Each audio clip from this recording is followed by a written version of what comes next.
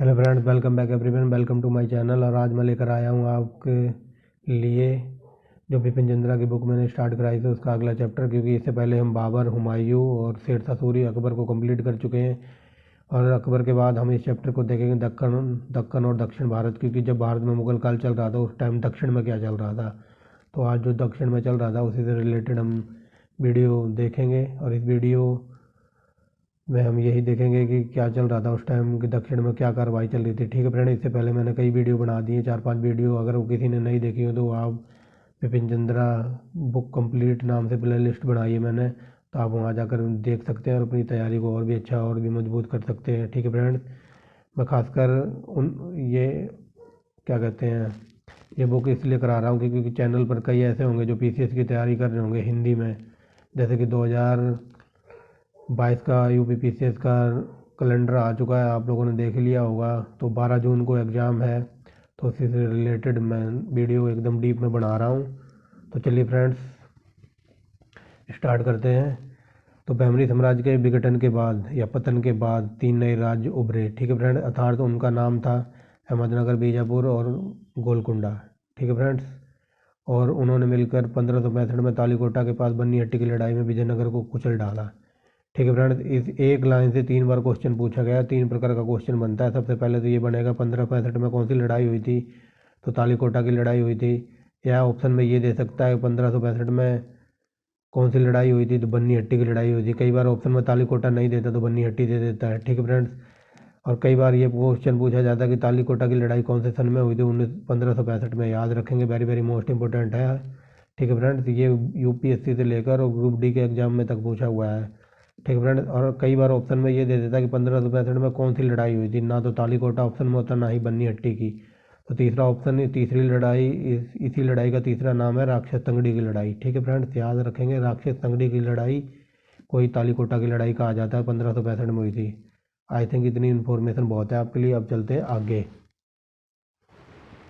ठीक है फ्रेंड्स, बहमनी बहमनी सल्तनत में मराठा दस्तों को बहमनी सल्तनत में मराठा दस्तों को सहायक दस्तों के अर्थात बारगीरों।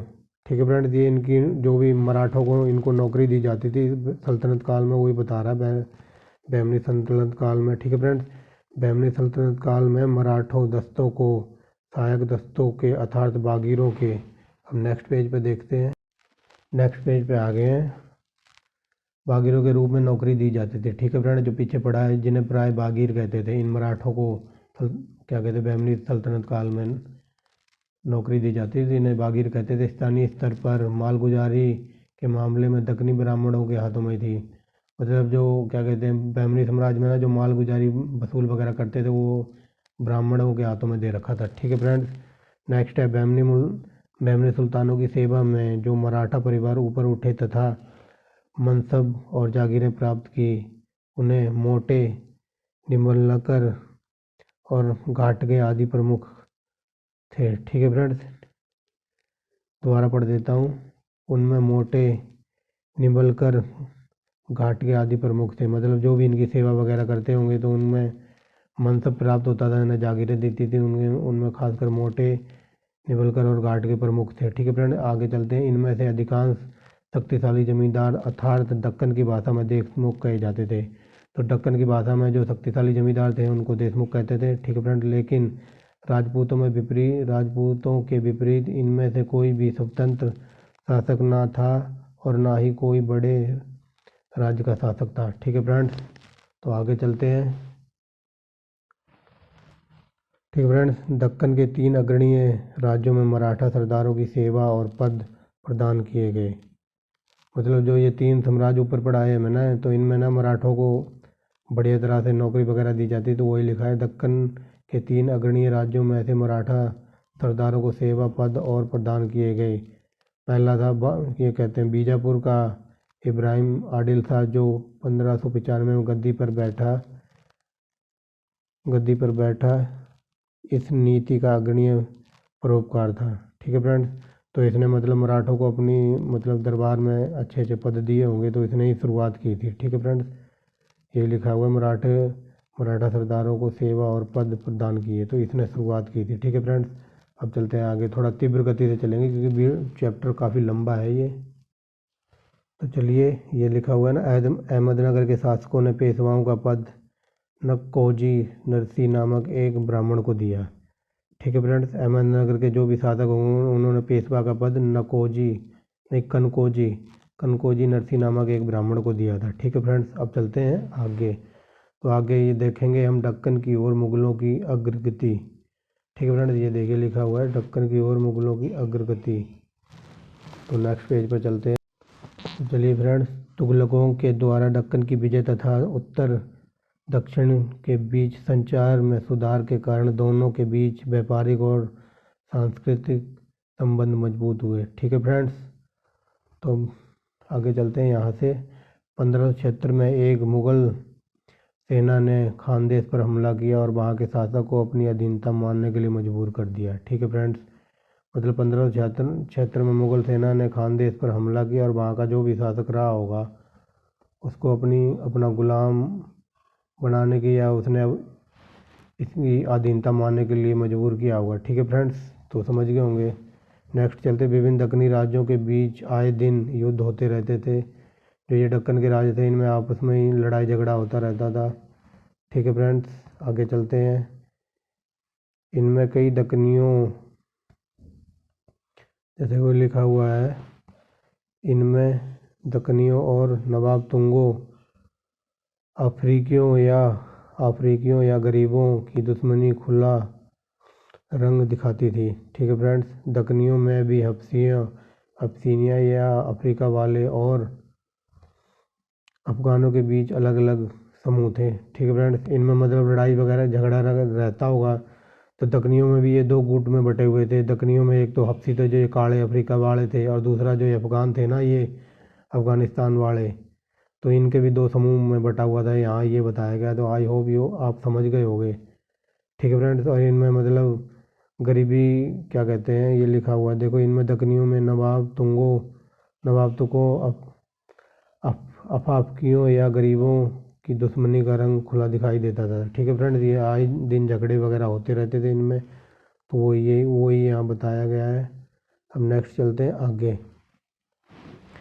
पथिक टकरावों और विवादों की स्थिति और बिगड़ी, मतलब झगड़े रुके नहीं और बिगड़ते ही गए। ठीक है फ्रेंड्स, और उन झगड़ों का कारण यहाँ नीचे लिखा हुआ है। कुछ दक्कनी राज्यों ने, ये देखिए फ्रेंड्स अब दिखाई देगा। ठीक है फ्रेंड, दिखाई दिया। कुछ दक्कनी राज्यों ने, मुख्यतः गोलकुंडा ने भी शिया मुसलमान को राजधर्म बनाया। मतलब इन्होंने जो ये दक्कन के गोलकुंडा राजधानी, इन्होंने शिया इस्लाम को ना राजधर्म बना दिया। और बीजापुर और अहमदनगर दरबारों में भी शिया मुसलमान दल मजबूत था और समय समय पर वह अपनी बात मनवा लेता था। ठीक है फ्रेंड्स, तो इन्होंने अपने जो दरबार थे ना, गोलकुंडा का दरबार, इन्होंने शिया इस्लाम को अपनाया था। इसी वजह से इनमें दंगे वगैरह होते रहते थे। और यहाँ लिखा हुआ है बीजापुर और अहमदनगर के दरबारों में भी शिया मुसलमान थे और वे अपनी बातें मनवा लेते थे। ठीक है फ्रेंड्स, आगे चलते हैं। तो चलिए फ्रेंड्स आगे चलते हैं। दक्कन में मजहबी विचारों का भी व्यापक प्रसार हुआ। मुसलमान मानते थे कि हर युग में पैगंबर के वंश का एक सदस्य आगे जाएगा, धर्म को बल प्रदान करेगा और न्याय को विजय दिलाएगा। ठीक है फ्रेंड्स, मुसलमान ऐसा मानते थे कि जो मोहम्मद पैगंबर थे ना, उनके वंश का एक सदस्य आगे जाएगा और वह धर्म को प्रदान करेगा और न्याय दिलाएगा। ठीक है फ्रेंड्स, ऐसे व्यक्ति को महदी कहते थे। ठीक है फ्रेंड्स, ऐसे व्यक्ति को महदी कहते थे। अब चलते हैं आगे। भारत में एक सैयद मोहम्मद ने, जिसका जन्म 15वीं सदी के उत्तरार्ध में जौनपुर में हुआ, अपने आप को महदी घोषित कर दिया था। ठीक है फ्रेंड्स, उसने अपने आप को महदी घोषित कर दिया था। और ये लिखा है नेक्स्ट लाइन का, उसने पूरे भारत की यात्रा की और लोगों में भारी प्रोत्साह जगाया। ठीक है फ्रेंड्स, प्रोत्साहन जगाया या उत्साह जगाया या खुशी जगाई, एक ही बात है फ्रेंड्स। समझ गए होंगे आप लोगों। इस लाइन का मतलब, भारत में एक सैयद मोहम्मद था जिसका जन्म 15वीं शताब्दी के उत्तरार्ध में जौनपुर में हुआ और उसने अपने आप को महदी घोषित कर दिया ठीक है फ्रेंड, उसने उसने पूरे भारत की यात्रा की और लोगों में भारी उत्साह जगाया। ठीक है फ्रेंड, मेहदी का मतलब आप समझ गए होंगे, जो ऊपर इन मुसलमानों ने बताया है कि अल्लाह का कोई एक बंदा होगा जो धर्म को आगे ले जाएगा, न्याय दिलाएगा, तो उसे मेहदी कहा जाएगा। फिर भारत में जो सैयद मोहम्मद था ना, इसने अपने आप को मेहदी घोषित किया था। ठीक है फ्रेंड्स, ये बताया गया है यहाँ पर। अब आगे चलते हैं। देश के विभिन्न भागों में उसने अपने दायरे बनाए और दक्कन भी शामिल था। ठीक है फ्रेंड्स, उसने देश में अपने विभिन्न दायरे बनाए और उसमें दक्कन भी शामिल था। ठीक है फ्रेंड्स, अब इधर चलते हैं। अकबर आ गया यहाँ। अकबर पुर्तगालियों की बढ़ती ताकत से आस आशंकित था। ठीक है फ्रेंड्स, मतलब वह पुर्तगालियों की बढ़ती ताकत को ना भांप गया था, या उसने जान लिया था कि पुर्तगाली क्या कर रहे हैं। ठीक है फ्रेंड्स, अब चलते हैं आगे। अकबर का ख्याल यह था कि वह मुगलों की निगरानी में दक्कन राज्यों के समन्वय और उनके के एक संसाधनों के एकजुट उपयोग से पुर्तगाली खतरा समाप्त ना भी हो तथा उस पर अंकुश लगेगा। तो मतलब इस पूरे पैरे का मैं ये बता देता हूँ।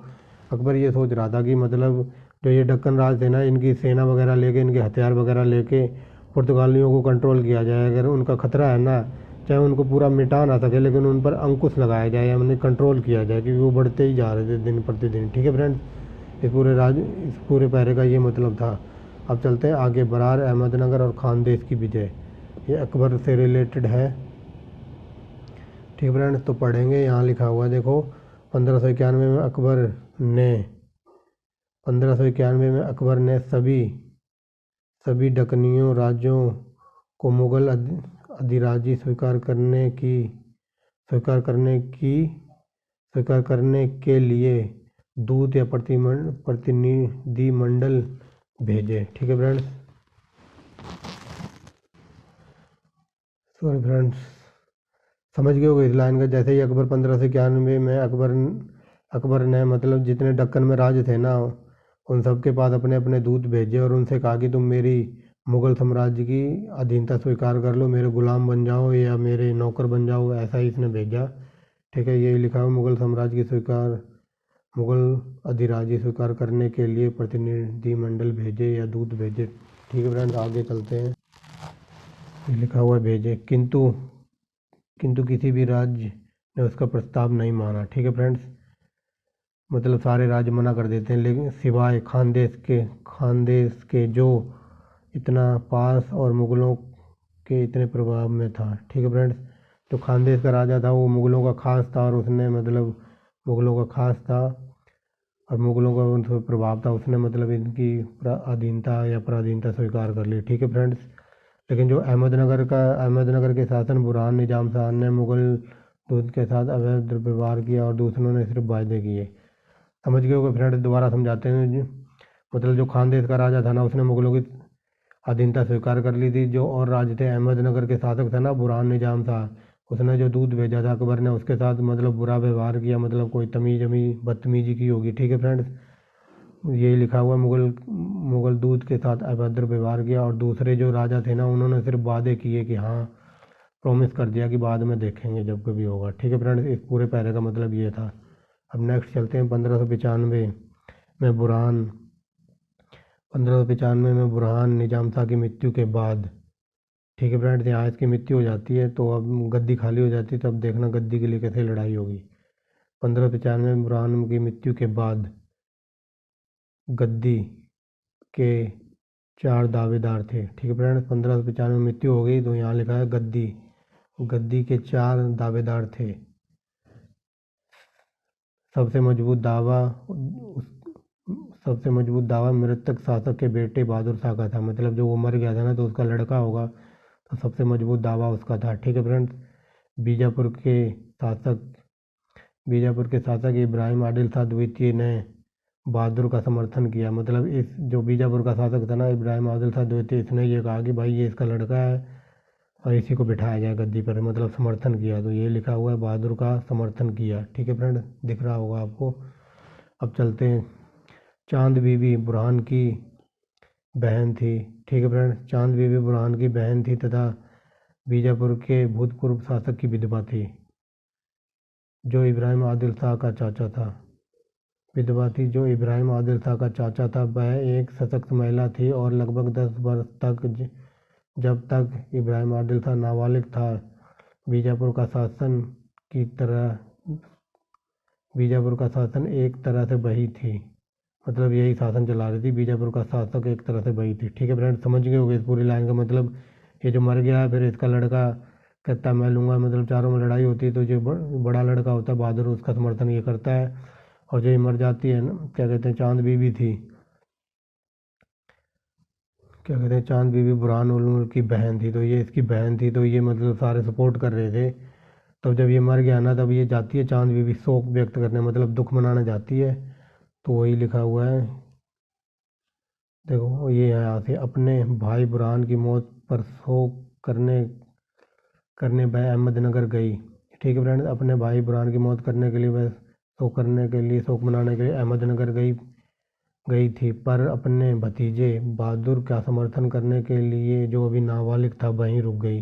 मतलब जो ये बेटा छोटा था ना, तो इसका समर्थन करने के लिए और दुख प्रकट करने के लिए गई थी, तो इसका समर्थन करने के लिए जो अभी ये छोटा ही था, तो ये वहीं रुक गई। ठीक है फ्रेंड्स, आगे चलते हैं। यही पृष्ठभूमि थी जब दक्कनी जब विरोधी दक्कनी गुट ने मुगलों को हस्तक्षेप करने का नियंत्रण दिया। तो मतलब ये तो यहाँ से चली गई, अब वहाँ राज्य खाली रह गया, तो इतने मतलब जो इसके विरोधी थे ना, इन्होंने मुगलों को जाके बोल दिया कि अब वहाँ कोई नहीं है और आप जाओ हस्तक्षेप करो, नियंत्रण कर लो उसके राज्य पर। तो वही लिखा हुआ है फ्रेंड, यही पृष्ठभूमि थी जब विरोधी दक्कनी गुटों ने मुगलों के हस्तक्षेप का नियंत्रण कर दिया। तो मतलब उन्होंने कहा जाओ खाली पड़ा है, तुम जाके लूट खून करो। ठीक है फ्रेंड, अब चलते हैं आगे। यहाँ तक की कहानी समझ आ गई होगी फ्रेंड्स। मुगल आक्रमण का नेतृत्व, मतलब ये मुगलों ने खाली जगह थी तो मतलब इन्होंने हमला कर दिया। ठीक है, मुगल आक्रमण का नेतृत्व शहजादा मुराद ने, जो गुजरात का सूबेदार था, और अब्दुल रहीम खान ने किया। ठीक है फ्रेंड्स, समझ गए हुए। आगे चलते हैं। वे राजधानी अहमदनगर की तक जा पहुँचे, मतलब राजधानी पर चढ़ाई कर दी। वे राजधानी पर तक जा पहुँचे। 4 महीने की सख्त घेरे के दौरान दोनों पक्षों के बीच एक समझौता हुआ। बहादुर शाह के निजामशाही गद्दी के दावे को मान्यता देने के बदले में मुगलों को बरार देना तय हुआ। मुगलों की अधिराजी भी स्वीकार की गई। यह बात 1596 की है। ठीक है फ्रेंड्स, मुगलों ने आक्रमण कर दिया। इस आक्रमण का नेतृत्व कर रहे थे शहजादा मुराद और ये अब्दुल रहीम खाना, इसको हम लास्ट वीडियो में पढ़ चुके हैं। ठीक है फ्रेंड्स, तो इन्होंने मतलब घेराबंदी कर ली 4 महीने के बाद। 4 महीने के बाद इनमें एक संधि हो जाती है, तो यही लिखा है 4 महीने की सख्त घेराबंदी के बाद बहादुर शाह की निजामशाही गद्दी के दावे को मान्यता देने के बदले इन्होंने मतलब संधि कर ली। ये लिखा हुआ एक समझौता हुआ, दोनों के बीच एक समझौता हुआ। ठीक है फ्रेंड्स, और मुगलों की इन्होंने अधीनता स्वीकार कर ली। अब चलते हैं आगे। मुगलों के बरार अधिग्रहण करने मुगलों के बरार अधिग्रहण में दक्कनी राज्यों को चौकन्ना कर दिया। मतलब इन्होंने बरार पर कब्जा कर लिया, तो जो और राज्य थे ना दक्कन के राज्य, उन्होंने चौकन्ने हो गए। ठीक है फ्रेंड्स, और जल्द ही बीजापुरी कमांडर के नेतृत्व में एक बीजापुर, गोलकुंडा और अहमदनगर की एक संयुक्त सेना ने पूरी तरह से बरार पर हमला किया। ठीक है फ्रेंड्स, मतलब ये कई सारे मिलके सारे ही एक साथ हमला कर रहे थे। ये देखो यहाँ लिखा है, मुगलों के बरार पर अधिग्रहण से दक्कनी राज्य चौकन्ने हो गए और जल्द ही बीजापुरी कामदार के नेतृत्व में बीजापुर, गोलकुंडा और अहमदनगर की एक संयुक्त सेना ने पूरी ताकत से मतलब बरार पर हमला किया। ये बरार मुगलों के अंडर आ गया। ठीक है फ्रेंड्स, और 1597 में अब बीजापुर और गोलकुंडा की सेनाएं पीछे हट गईं और स्थिति का सामना करने, देखो फ्रेंड्स यहाँ से दिखाई देगा, 1597 में ये लिखा हुआ है ना 1597 में। अब बीजापुर और गोलकुंडा की सेनाएं पीछे हट गई और स्थिति का सामना करने, तो नेक्स्ट पेज पर चलते हैं फ्रेंड्स। स्थिति का सामना करने के लिए, ये पीछे हम पेज पे देख चुके हैं, करने के लिए चांद बीबी को अकेला छोड़ दिया। ठीक है फ्रेंड्स, यहाँ चांद बीबी अकेली पड़ गई। चांद बीबी ने मुगलों से वार्ता शुरू की। चांद बीबी ने मतलब मुगलों से बातचीत शुरू की पर एक विरोधी गुट ने उसे गद्दारी का आरोप लगाकर उसकी हत्या कर दी। मतलब ये मुगलों से बातचीत करी थी, समझौता करना चाहती होगी, लेकिन एक विरोधी गुट ने मतलब इसे गद्दारी का आरोप लगाकर इसकी हत्या कर दी। ठीक है फ्रेंड्स, अब चलते हैं आगे। जो बालक छोटा था ना, बालक बहादुर को ग्वालियर के किले में भेज दिया गया। बालाघाट भी मुगल साम्राज्य में मिला लिया गया। बालाघाट भी मुगल साम्राज्य में, ये देखो मैंने तीर लगाया है ना एरो, तो ये मुगल साम्राज्य में 1600 में मिला लिया गया, ऐसे आएगा। ठीक है फ्रेंड्स, अब चलते हैं आगे। स्थिति का मौके का जायजा लेने के लिए अकबर मालवा और फिर खानदेश पहुंचा। ठीक है फ्रेंड्स, मतलब अकबर देखने आया कि भाई अब कौन कौन से राज्य जीत लिए, तो ये मालवा और फिर खानदेश पहुंचा। ठीक है फ्रेंड्स, अकबर खानदेश के असीरगढ़ किले को भी पाना चाहता था, जो दक्कन के सबसे मजबूत किलों के रूप में मशहूर था। ठीक है फ्रेंड्स, अब ये यहाँ आ गया, इसने देखा कि अब ये सोच रहा है कि खानदेश का जो असीरगढ़ का किला है वो मिल जाए तो फिर बात ही बन जाए। ठीक है फ्रेंड्स, क्योंकि ये किला बहुत ही मशहूर था। एक सख्त घेराबंदी के बाद वहाँ के शासक ने 1601 में बाहर आकर आत्मसमर्पण कर दिया और खानदेश को मुगल साम्राज्य में मिला लिया गया। ठीक है फ्रेंड्स, समझ गए होगे या दोबारा समझाऊं? मतलब ये चाहता था कि मैं ये किला भी जीत लूँ, लेकिन इसने सख्त घेराबंदी कर दी, तो वहाँ का शासक था ना, ये देखा घेराबंदी के बाद वहाँ के शासक ने 1601 में मतलब समर्पण कर दिया, मतलब सरेंडर कर दिया, हथियार डाल दिए। इस तरह खानदेश को मुगल साम्राज्य में मिला लिया गया। ठीक है फ्रेंड्स, अब चलते हैं आगे। फ्रेंड्स, अगर वीडियो अच्छी लग रही है तो लाइक एंड शेयर करें। इसी बीच अकबर के सबसे छोटे भाई शहजादा दानियाल, ठीक है फ्रेंड्स, इसी के बीच अकबर का सबसे छोटा बेटा शहजादा दानियाल, जिसे दक्कन में मुर्तजा निजाम शाह द्वितीय के साथ संधि कर ली। ठीक है फ्रेंड्स, जिसने मुर्तजा निजाम शाह द्वितीय के साथ संधि कर ली। ठीक है फ्रेंड, अब संधि में देखना क्या क्या लेंगे। ये संधि कर ली। अहमदनगर के पतन के बाद निजामशाही अमीरों को एक गुट ने शासक घोषित कर दिया, इसको निजाम शाह को। ठीक है फ्रेंड, ये लिखा हुआ ना, जिसे अहमदनगर के पतन के बाद निजाम शाह अमीरों के एक शासन गुट ने उसे क्या कहते हैं शासक घोषित कर दिया। समझौते के अनुसार अहमदनगर, बालाघाट और तेलंगाना के कुछ भागों को मुगल के हवाले कर दिया गया और बाकी राज्य का शासक मुर्तजा निजाम शाही को वफादारी की शर्त तथा कभी विद्रोह न करने के वायदे पर मान लिया गया। ठीक है फ्रेंड्स, तो मुगलों को ये दे दिया गया, अहमदनगर, बालाकोट, तेलंगाना के कुछ भाग दे दिए गए, और जो ये क्या कहते हैं निजाम शाही को ये दे दिया गया, बाकी जो पेंडिंग रह गया था। तो उसके बाद इसने कहा कि तुम हमेशा वफादार बने रहोगे और कभी विद्रोह नहीं करोगे, ऐसा इसने वादा किया। ठीक है फ्रेंड्स,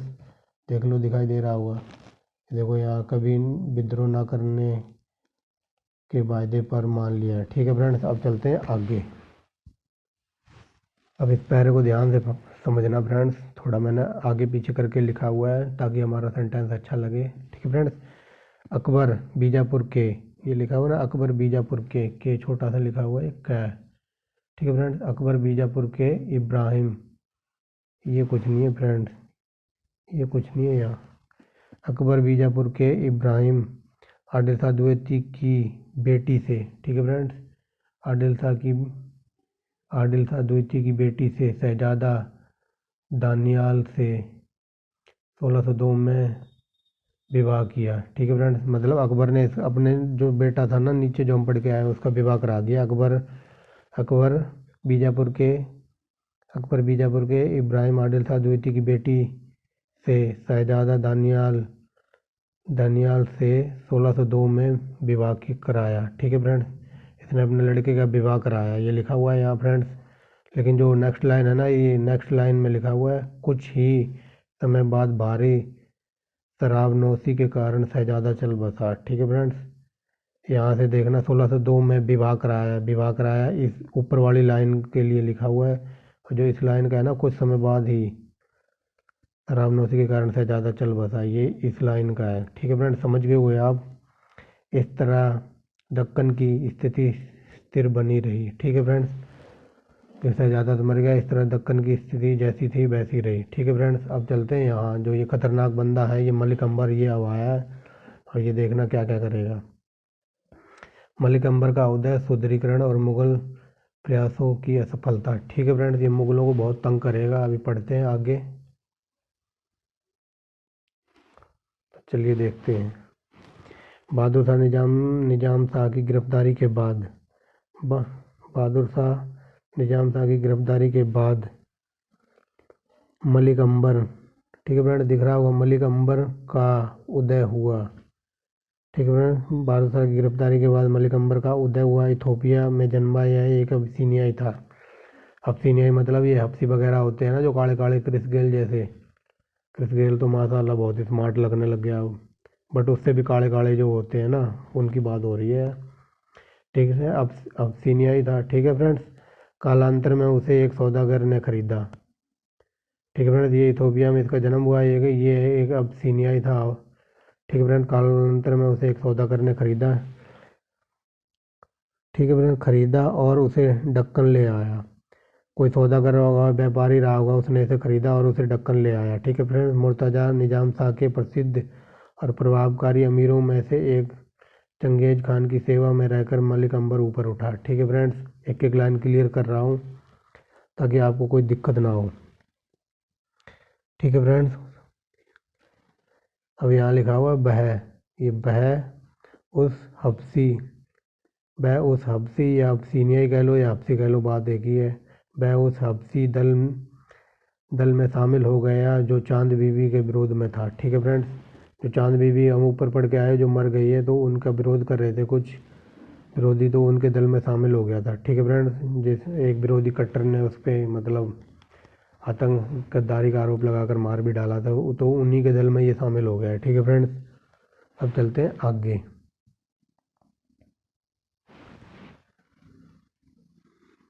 विरोधी दल में,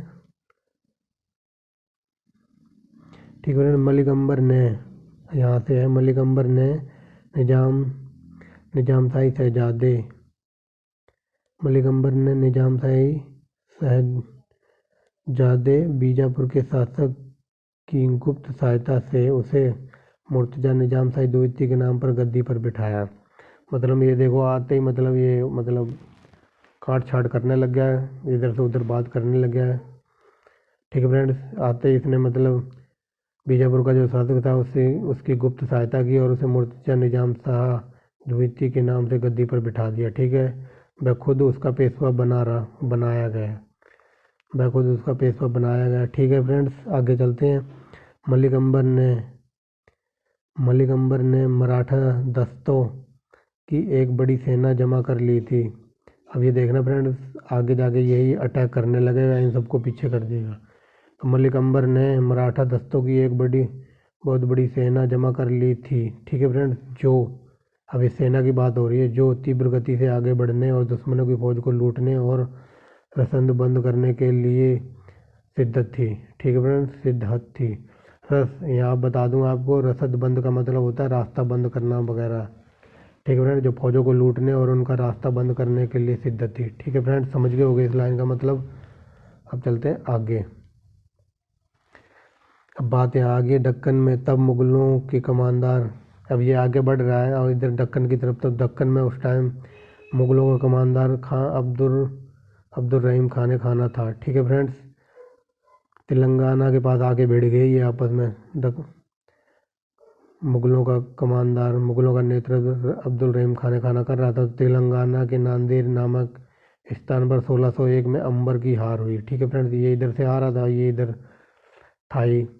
अब्दुल रहीम खाना दोनों में लड़ाई हुई तो अंबर हार गया इसमें। ठीक है फ्रेंड्स, और हारने के बाद ये देखो लिखा हुआ है ना, परंतु हार होगी, परंतु बाद में अब्दुल रहीम खाना और अंबर के बीच मित्रता हो गई। मित्रता की संधि होगी फ्रेंड, ठीक है ये लिखा हुआ है। परंतु बाद में अब्दुल रहीम खाना और अंबर के बीच मित्रता की संधि हुई।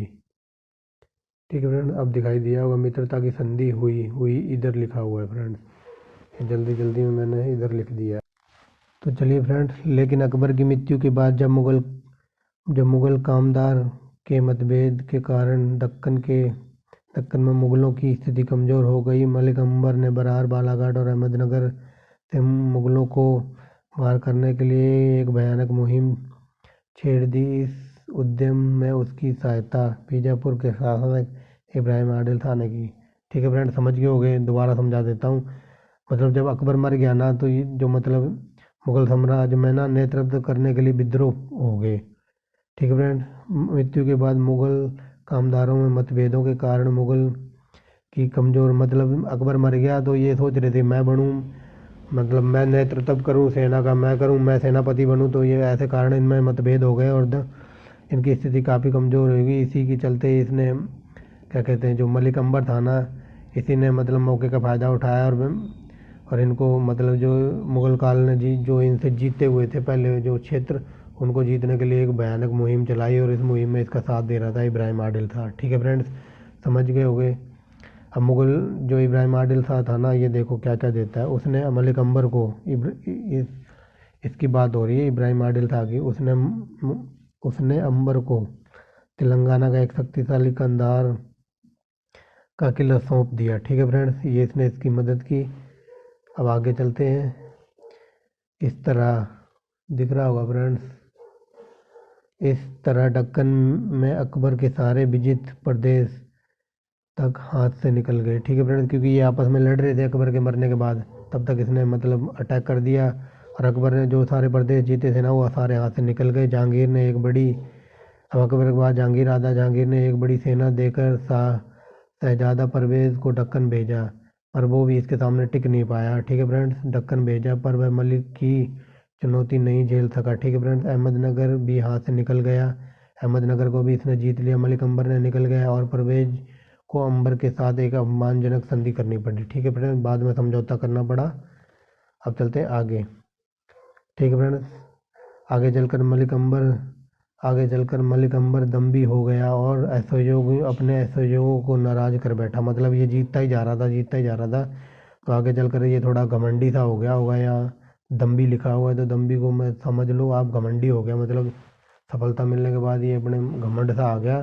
तो इसने जो इसके सहयोगी थे ना युद्ध में, जो इसके सेनापति वगैरह होंगे, जो इसके शासक सहयोगी वो होंगे, तो इनकी मदद कर रहे होंगे, तो इनको नाराज कर बैठा। तो यही लिखा हुआ है आगे चलकर मलिक अंबर दम्भी हो गया और अपने सहयोगियों को नाराज कर बैठा। अब ये नाराज हो गए ना, ये छोड़ के इसको चले जाएंगे और ये जाके उनके साथ मिल जाएंगे, देखना फ्रेंड्स। ठीक है फ्रेंड्स, नाराज कर बैठा, इस स्थिति का लाभ उठाया। ठीक है फ्रेंड्स, इस स्थिति का लाभ हफ्सियों और मराठा सरदारों को अपनी ओर खींच लिया। ठीक है फ्रेंड्स, एक सेकेंड। हाँ तो देखो ये नाराज कर बैठा, ये लिखा है ना, सहयोगी को नाराज कर बैठा। खाने खाना ने इस स्थिति का लाभ उठाया, हफ्सियों और मराठी सरदारों को अपनी ओर खींच लिया। मतलब जो ये मुगल साम्राज्य का था ना खाना, अब्दुल रहीम खाना, इसने मतलब इस स्थिति का लाभ उठाया। जो नाराज थे ना हफ्सी और मराठे, इनको अपनी सेना में मिला लिया, अपनी ओर खींच लिया। ये लिखा हुआ है ना, अपनी ओर खींच लिया। ठीक है फ्रेंड्स, समझ गए होंगे। मराठा सरदारों की मदद से खाना ने 1616 में अहमदनगर, बीजापुर, गोलकुंडा की संयुक्त सेना को करारी मात दी।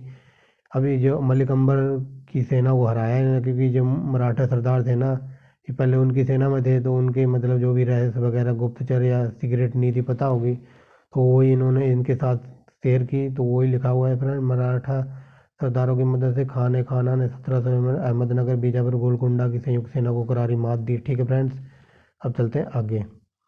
खाना की जीत का सिलसिला आगे बढ़ाने के लिए जहांगीर ने अपने बेटे शहजादा खुर्रम, इस खुर्रम को याद रखना, ये कई बार एग्जाम में क्वेश्चन ये बनता है। यहाँ से दिखाई नहीं दे रहा क्या? हाँ तो ये देखो, खाना के जीत का सिलसिला आगे बढ़ाने के लिए जहांगीर ने अपने बेटे शहजादा खुर्रम, इस खुर्रम को याद रखना फ्रेंड्स, कई बार ये एग्जाम में क्वेश्चन पूछा गया है कि जो शाहजहाँ था ना, उसका मूल नाम, बचपन का नाम क्या था, तो वो खुर्रम था। ठीक है फ्रेंड्स। अब कई ये जो खुर्रम अभी छोटा है तो बचपन में इसे खुर्रम खुर्रम कहते हैं, लेकिन जब ये बड़ा होगा तो ये आगे चलकर शाहजहाँ बनेगा। ठीक है फ्रेंड्स, याद रखना। खुर्रम जो आगे चलकर शाहजहाँ की कमान 1618 में एक भारी सेना भेजी। ठीक है फ्रेंड्स, एक भारी सेना भेजी और शहजादे की सहायता के लिए वह स्वयं मांडू जाकर जम गया। ठीक है फ्रेंड्स, समझ गए होंगे।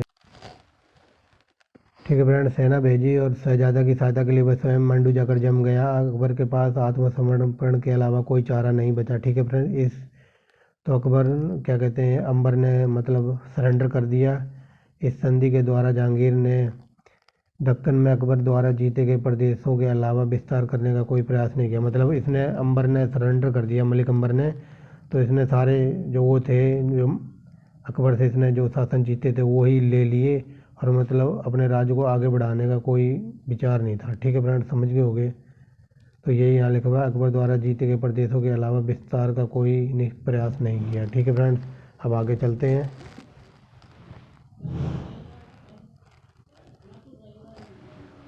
ठीक है फ्रेंड्स, लेकिन ये मलिक अंबर है ना, चुप नहीं बैठता। तो ये थोड़े दिन बाद देखो यही लिखा हुआ है, इन हारों के बावजूद अंबर ने फिर से प्रयास किया। ये देखो लिखा हुआ है, अब अंबर ने फिर से प्रयास किया।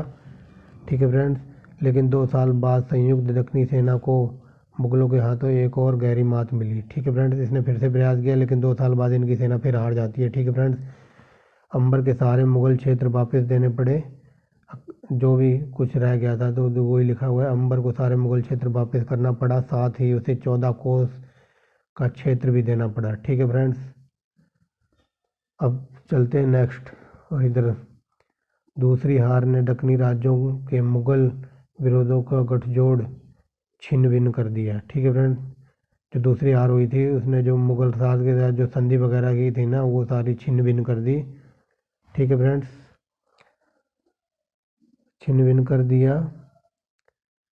पुरानी पुरानी क्या कहते हैं, पुरानी शत्रुता फिर उभर आई, यहाँ से है, पुरानी शत्रुता या दुश्मनी फिर उभर आई। अंबर ने बीजापुर के खिलाफ अनेक अभियान सोलापुर को वापस पाने के लिए छेड़े। ठीक है फ्रेंड्स, अब चलते हैं आगे। ठीक है फ्रेंड्स, समझ आ रहा होगा कि मैं ऐसे ही मतलब एक एक चीज़ मैं डिटेल में बता रहा हूँ आपको।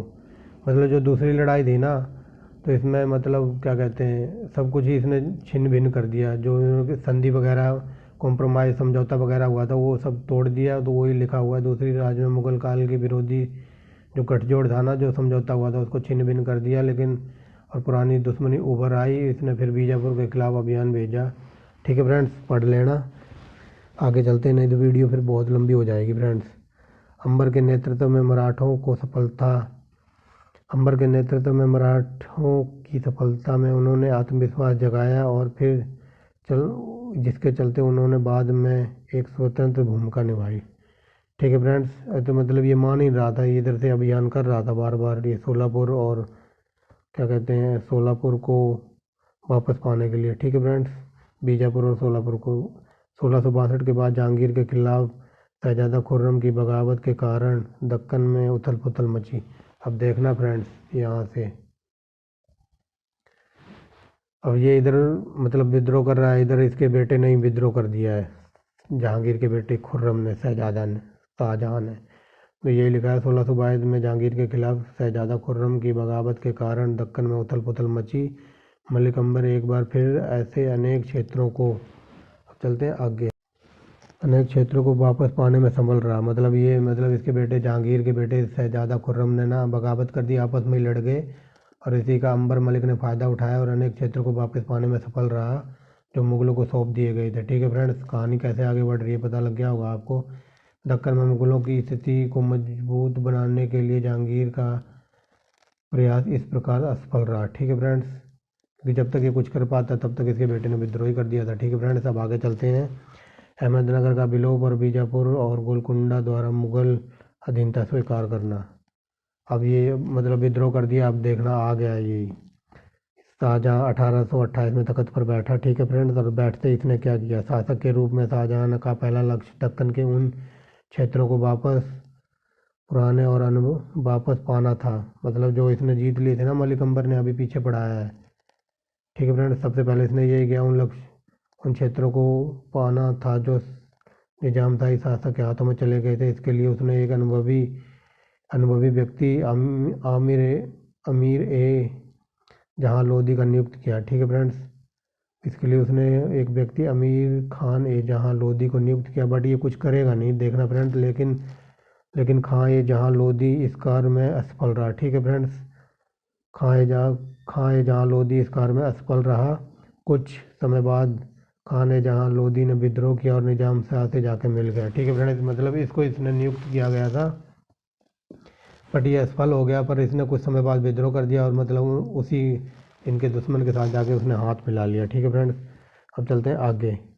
तो यहाँ लिखा हुआ है शाहजहाँ ने, देखना फ्रेंड्स, शाहजहाँ ने बीजापुर के शासक को पत्र लिखकर प्रस्ताव रखा कि वह अहमदनगर के खिलाफ सोचे जा रहे अभियानों में मुगलों का सहयोग करे और उसे अहमदनगर राज्य का 1/3 भाग दे दिया जाएगा। फ्रेंड्स, ठीक है फ्रेंड्स, तो शहजादा ने इसने मतलब पत्र लिखकर इससे कहा, क्या कहते हैं, बीजापुर के शासक से कहा कि तुम मेरी सहायता करो अहमदनगर को जीतने में। अगर हम जीत गए ना तो तुम्हें 1/3 हिस्सा दे दिया जाएगा अहमदनगर का। बट ये जीत जाएगा, बट ये हिस्सा देगा नहीं इसको। आगे चलते हैं और आगे देखते हैं क्यों नहीं देगा। ठीक है फ्रेंड्स, देखते हैं आगे। मलिक अंबर के हाथों नौशौरपुर की आगाजनी और सोलापुर के कब्जे के रूप में मिले अपमान से आदिल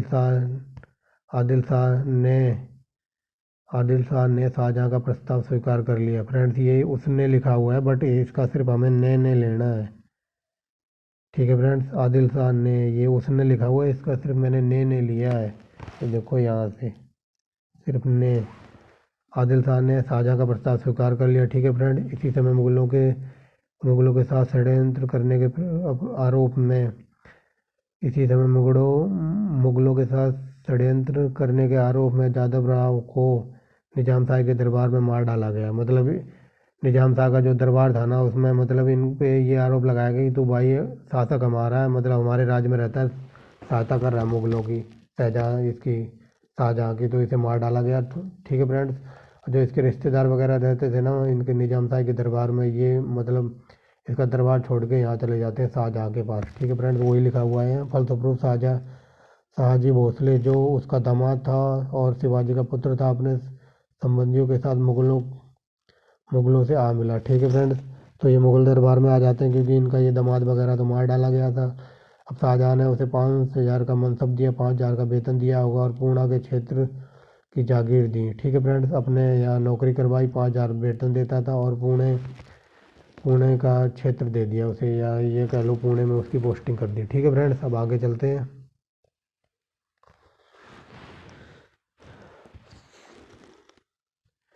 1629 में ये लिखा हुआ है फ्रेंड्स, 1629 में अहमद राज्य के बड़े बड़े भागों पर मुगलों का अधिकार हो गया। परेंदा पर घेरा डाला गया जो राज्य का आखिरी चौकियों में से एक था। ठीक है फ्रेंड्स, 1629 में अहमदनगर के बड़े बड़े जो राज्य थे उन पर मुगलों का अधिकार हो गया और जो परेंदा एक रह गया था, परेंदा पर घेरा डाला गया जो राज्य का सबसे आखिरी चौकी में से एक था। ठीक है फ्रेंड्स, समझ गए होगे यहाँ तक। ठीक है फ्रेंड्स, अब देखेंगे मुगलों ने जो आदिल शाह के साथ समझौता किया था ना कि तुझे 1/3 क्षेत्र दे देंगे, वही बात आ गई है। मुगलों ने आदिल शाह को समझौते में तय हुए क्षेत्र को देने से इनकार कर दिया। ठीक है फ्रेंड्स, अब ये इसे छोड़ के चला जाएगा। आदिल शाह भड़क उठा और निजाम शाह की सहायता करने का निश्चय किया। मतलब ये इसने कहा था कि तू मेरी सहायता कर, मैं तुझे 1/3 क्षेत्र दे दूंगा अहमदनगर का। बट इसने हाँ कर दी, बट अब ये देने से मना कर दिया, इनकार कर दिया। तो इसने सोचा कि मैं ना क्यों इसके दुश्मन से ही जाके मिल जाऊं। तो यही लिखा हुआ, आदिल शाह भड़क उठा और निजाम शाह की सहायता करने का निश्चय किया। ठीक है फ्रेंड्स, इस मोड़ ने मुगलों का परेंदा का घेरा उठाकर पीछे हटने से मजबूर कर दिया। मतलब ये इसे छोड़ के चला गया उनके साथ, तो ये थोड़ा ढीले पड़ गए। तो इस मोड़ में मुगलों का परेंदा का घेरा उठाकर पीछे हटने को मजबूर कर दिया। ठीक है फ्रेंड्स, लेकिन अहमदनगर की आंतरिक स्थिति मुगलों के पक्ष में पलट गई। मलिक अंबर के बेटे फतेह खां, ठीक है फ्रेंड्स, यहाँ मलिक अंबर का बेटा आ गया फतेह खां, जो निजाम शाह का पेशवा था। ठीक है फ्रेंड्स, ये लिखा हुआ है फतेह खां जो निजाम शाह का पेशवा था। ये जो है फ्रेंड्स छोटा था, जो निजाम शाह का पेशवा था। ठीक है फ्रेंड्स, अब ये देखना क्या करेगा। जो निजाम शाह का पेशवा था यहाँ भी लिखा हुआ है, बट मैंने यहाँ लिख दिया पेशवा था। ठीक है फ्रेंड्स, समझ गए होंगे आप। फतेह खान ने शाहजहाँ से गुप्त बातचीत की। ठीक है फ्रेंड्स, गुप्त वार्ता कर उसके कहने पर निजाम शाह का कत्ल करके गद्दी पर एक कठपुतले को बिठा दिया। तो मतलब ये ऐसे षड्यंत्र, मतलब गुप्त बातचीत करके जो इसका पेशवा था फतेह खां, शाहजहाँ से गुप्त बातचीत की और शाहजहाँ के कहने पर निजाम शाह का कत्ल करके गद्दी पर एक कठपुतली नुमा एक शासक बिठा दिया। ठीक है फ्रेंड्स, अब चलते हैं आगे। फतेह खां को मुगल साम्राज्य में ले लिया गया, क्योंकि इसने उसे मार डाला था, तो उसी की खुशी में फतेह खां को मुगल सेवा में ले लिया गया और पूना के पास की जागीर जो पहले शिवाजी को दी गई थी उसे स्थानांतरित कर दी गई, मतलब उसे दे दी गई। परिणाम स्वरूप शाहजी ने मुगलों का साथ छोड़ दिया। ठीक है फ्रेंड्स, जो ये मतलब ये इसका दामाद मर गया था, तो ये मतलब आया था ना 5,000 का मनसब दिया था, अभी पीछे पढ़ाया है। तो मतलब जो भी उसकी पुणे की जो जागीरें दी थी ना, वो इससे लेकर इसको फतेह खां को दे दी। और इसी तरह ये शाहजी नाराज़ होता है, तो ये भी शाहजी मुगलों का साथ छोड़ देता है। ठीक है फ्रेंड्स, फतेह खां के समर्पण के बाद शाहजहाँ महाबत खान को दक्कन में मुगल सूबेदार नियुक्त करके आगरा लौट आया। तो यहाँ फ्रेंड फतेह खान ने समर्पण कुछ नहीं किया, मतलब ये शाहजहाँ ये कह रहा है कि मैंने जो शाहजी से जो पुणे की जागीर वगैरह ज़मीन थी ना, वो इसको समर्पण कर दी है। ठीक है फ्रेंड्स, ये बता रहा जागीर कि मैंने इससे जो शाहजी से ज़मीन वगैरह लेके इसको समर्पण कर दिया। फतेह खां के समर्पण के बाद फिर इसने महाबत खां को दक्कन के मुगल सूबेदार का नियुक्त करके आगरा लौट आया। ठीक है फ्रेंड्स, तो कहानी कैसे आगे बढ़ रही है, आगे चलते हैं। दौलत खां के समर्पण कराने पर और वहाँ अपनी छावनी बनाने के लिए आदिल शाह ने रंदौला खान और मुरारी पंडित के नेतृत्व में एक बड़ी फौज भेजी। ठीक है फ्रेंड्स, अब इधर से ये दौलत खां आ गया है, बट ये कामयाब, इसने मतलब छावनी वगैरह बना ली, लेकिन इधर ये भी है इनका, ये देखिए जो इसने नियुक्त किया था ना महाबत खान, ऊपर जो पढ़ाया है अभी, महाबत खान ने दौलताबाद को 1633 में घेरा और छावनी को समर्पण करने के लिए मजबूर कर दिया। ठीक है फ्रेंड्स, जो महाबत खान था अभी ऊपर पढ़ाया, महाबत खान ने दौलताबाद को 1633 में कसकर घेरा और छावनी को समर्पण करने के लिए मजबूर कर दिया। ठीक है फ्रेंड्स, अब चलते हैं आगे। तो आगे यहाँ देखिए, शाहजहाँ ने अब दक्कन की समस्याओं को स्वयं ध्यान देने का निश्चय किया, इसलिए उसने बीजापुर पर आक्रमण करने के लिए एक बहुत बड़ी सेना भेजी। ठीक है फ्रेंड्स, हम चलते हैं नेक्स्ट पेज पे। ठीक है फ्रेंड्स, शाहजहाँ बहुत बड़ी सेना लेकर आगे बढ़ रहा था, तो इसने क्या कहते हैं, आदिल शाह ने मुगलों की अधीनता स्वीकार करने और 20 लाख रुपए हर्जाना देने और तथा गोलकुंडा के मामले में हस्तक्षेप करने का वादा किया। ठीक है फ्रेंड्स, हस्तक्षेप ना करने का वादा किया, मतलब शाहजहाँ सेना लेके आ रहा था बहुत बड़ी, तो लेकिन जो ये आदिल शाह था ना, ये घबरा गया, तो इसने मतलब समझौता कर लिया और ये कहा कि मैं तुम्हारी अधीनता स्वीकार करता हूँ, तुम्हारा गुलाम बनने के लिए तैयार हूँ। 20 लाख रुपए जुर्माना दिया और ये भी कहा कि गोलकुंडा के मामले में ना मैं कभी कुछ नहीं कहूँगा, हस्तक्षेप नहीं करूँगा। ठीक है फ्रेंड्स, अब चलते हैं आगे। शाहजहाँ ने गोलकुंडा से भी एक समझौता करके दक्कन का बंदोबस्त पूरा कर दिया। ठीक है फ्रेंड, कुतुब शाह ने बादशाह का वफादार बने रहने का वादा किया और 2 लाख ऊँट सालाना देने का वादा किया। ठीक है फ्रेंड, तो जब इसने हथियार डाल दिए तो ये बोल रहा है कि मैं भी अब कुछ नहीं करूँगा, यही लिखा हुआ फ्रेंड। क्या कहते हैं, कुतुब शाह ने बादशाह के प्रति वफादार रहने का वादा किया और सालाना 2 लाख रुपए या ऊँट जो भी होगा उस टाइम की करेंसी देने का वादा किया। ठीक है फ्रेंड्स, अब चलते हैं आगे। 1636 16 अब यहाँ संधियाँ वगैरह होगी ऊपर, मतलब जो भी कॉम्प्रोमाइज़ वगैरह होगा, गठबंधन संधियाँ होगी, लेकिन ये मानते ही नहीं है। यहाँ देखना 1636 की संधियों के बाद एक दशक बाद बीजापुर और गोलकुंडा ने कृष्णा नदी से लेकर तंजावुर और आगे कर्नाटक के समृद्ध उपजाऊ क्षेत्र को रौंद डाला। ठीक है फ्रेंड्स, रौंद डाला ये माने ही नहीं। शाहजहाँ की सहायता से उन्होंने अपनी सेनाओं द्वारा जीते गए क्षेत्र और मालों को बीजापुर और गोलकुंडा के बीच 2:1 में बांटने का समझौता किया। ठीक है फ्रेंड्स, मतलब ये संधि नहीं मानी, फिर उन्होंने 1636 में दोबारा हमला कर दिया। जो भी क्षेत्र जीते ना, तो उनको 2:1 में बांटने का निर्णय किया। अब चलते हैं आगे। लेकिन तीव्र प्रसार से इन राज्यों में जो भी आंतरिक गठबंधन हुआ उसे कमज़ोर कर दिया। ठीक है फ्रेंड्स, बीजापुर में शिवाजी और उसके बेटे शिवाजी जैसे और गोलकुंडा के अमीर मीर जुमला जैसे महत्वाकांक्षी अमीरों ने अपने अपने प्रभाव क्षेत्र बनाना शुरू कर दिया। ठीक है फ्रेंड्स, तो आगे चलते हैं।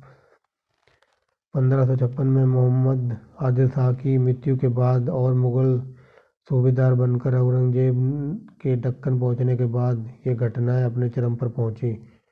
मतलब 1556 में ये मोहम्मद आदिल शाह मर जाता है, इसके स्थान पर मुगल सूबेदार बनकर औरंगजेब को दक्कन भेजा जाता है। तो ठीक है फ्रेंड्स, तो यहाँ तक की घटनाएं आपको समझ आ गई होंगी। अब औरंगजेब आ गया कि आने वाले चैप्टर में हम औरंगजेब से रिलेटेड पढ़ेंगे। ठीक है फ्रेंड्स, अब इस पार्ट में हम देखेंगे दक्कनी राज्यों का जो संस्कृति योगदान था ना हमारे देश में, वो क्या था, क्योंकि लड़ाई वगैरह तो ख़त्म हो गई है। अब जो भी हमारे देश में संस्कृति योगदान क्या क्या दिया है, जैसे किसी हर शासक ने कुछ ना कुछ किया है। ठीक है फ्रेंड्स, तो वही बताया गया है। जैसे बाबर ने कुछ किया था, अकबर ने कुछ किया था, हुमायूं ने कुछ किया था। तो अब इनका देखते हैं इन्होंने क्या किया था।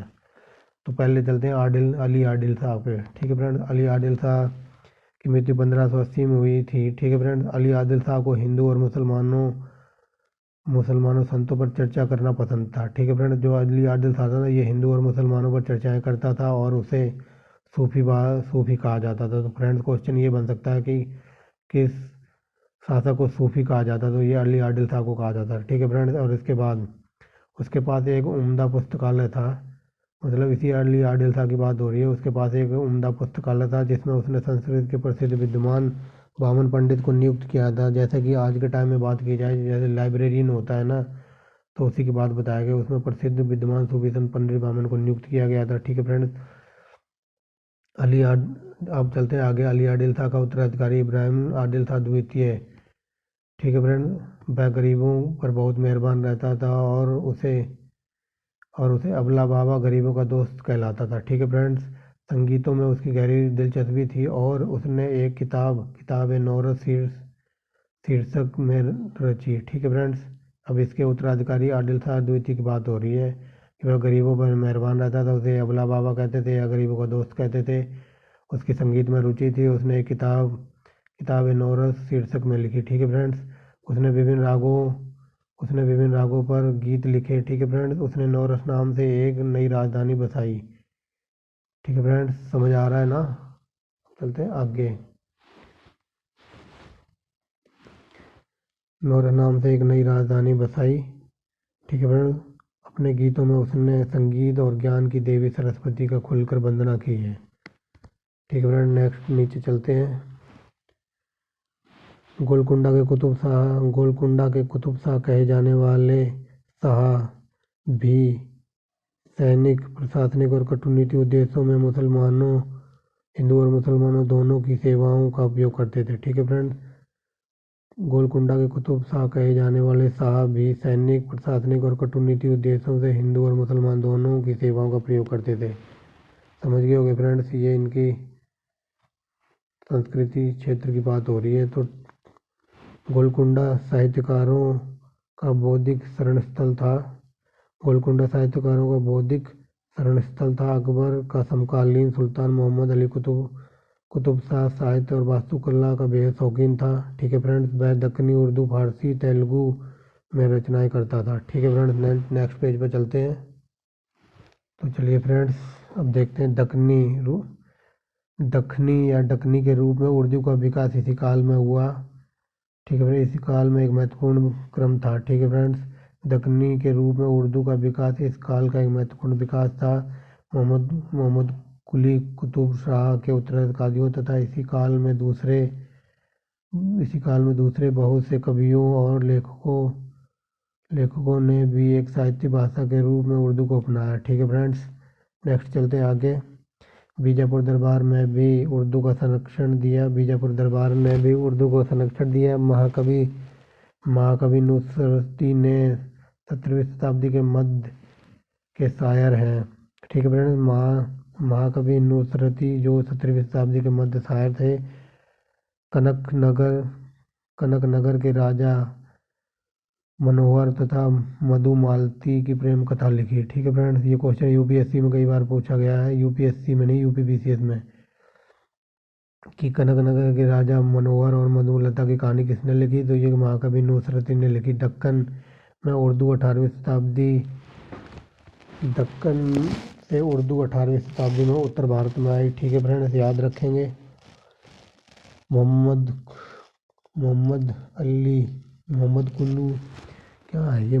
कुली कुतुब शाह ने अनेक इमारतें बनवाई। ठीक है फ्रेंड्स, मोहम्मद कुली कुतुब शाह ने अनेक इमारतें बनवाई, जिसमें सबसे मशहूर चार मीनार है, जो कि हैदराबाद में 1591-92 में पूरी हुई। यह इमारत मोहम्मद कुली कुतुब